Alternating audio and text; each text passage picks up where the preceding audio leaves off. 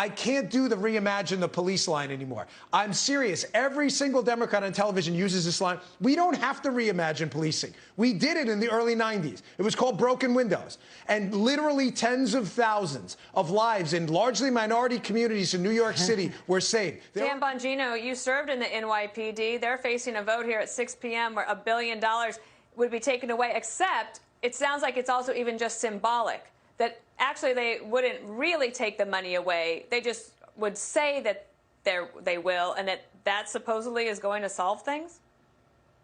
Well, it's not all symbolic. One of the tenets of this was the removal of 1,000 people from a recruit class. 1,000 cops. I mean, put that in perspective. I think the entire county I live in Florida, probably only has 200 or maybe 300 cops. I'm not even sure. They're going to remove 1,000 from one class. Now, Dana, it's not like we haven't been here before. I feel like, candidly, you ever read comic books like they had Bizarro Superman when you were a kid, where everything is backwards? Or remember the Seinfeld episode when George does everything backwards and it works out? Well, this isn't that way.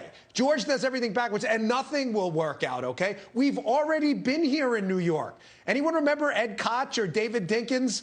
Yeah, David Dinkins, when thousands of people were murdered on the streets of New York City and he lost his election to a Republican in a 2-to-1 New York City Democrat to Republican enclave, and then Giuliani wins re-election over Ruth Messenger by 17 points in New York City. It's because people had enough, Dana, not surprisingly, of things like getting killed. That's not a sales pitch for your city. We've been here. De Blasio's going there again. And one more quick thing. It's not just the loss of recruits and the defunding of the police.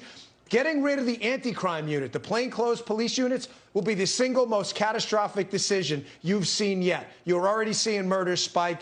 I mean, it's beyond the scope of this conversation, but I'll explain why maybe in another show sometime. But devastatingly bad decision. Donna, Joe Biden has said he does not believe in defunding the police. And there in NYPD, you actually have, I think, 60% of the police officers are non-white. The fact that you have people demoralized, not wanting to be police officers, and now you have 1,000 recruits that can't even get trained in order to become police officers eventually.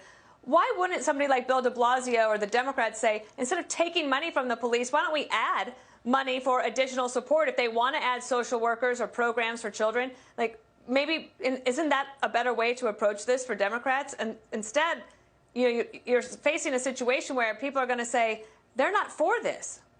Well, Dana, as you well know, all across the country, not just in big cities, small cities, many city councils as well as mayors are taking a look at their overall budget. They're in a budget shortfall given the money that has been spent on COVID and trying to prevent the spread. And so what these police departments are doing at this hour is not just looking at the role of the police departments, but also looking at how to decriminalize some of these things that the police departments are doing. They're reallocating funding. They're reimagining what the police department should look like in the 21st century.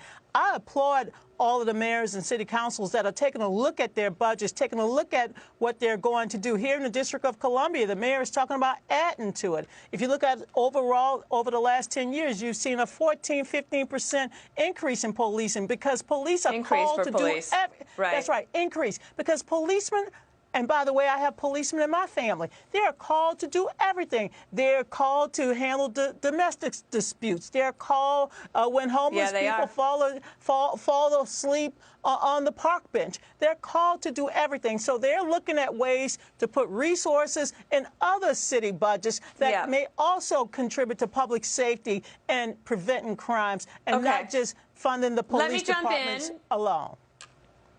You want to Let me jump in if you don't mind. So the former NYPD commissioner, Ray Kelly, he was on earlier obviously he oversaw the police department in a time when crime was down. Now it's going up. Take a listen. The NYPD or the city is surrendering as far as violent crime is concerned. I put this all at the feet of Mayor de Blasio. He's the one that's made these decisions. He sapped the strength of the NYPD since he took office in 2014. Dan, one of the things that de Blasio said today was that even though he sees the crime rates going way up, he still thinks he can manage to keep the city safe even if they cut $1 billion from the NYPD. Yeah, but Dana, he's not. You know, I said yesterday, do we believe in facts and data? Is anybody doing that anymore? Or are we just in a post-fact society? Shootings are up dramatically. Police retirements are up dramatically.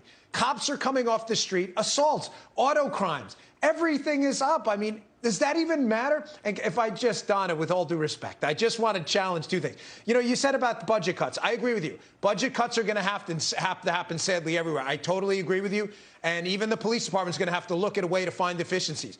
But you don't cut $1 billion from the PD in a hierarchy of needs. You may want to consider other cuts before security. And secondly, I can't do the reimagine the police line anymore. I'm serious. Every single Democrat on television uses this line. We don't have to reimagine policing. We did it in the early 90s. It was called broken windows.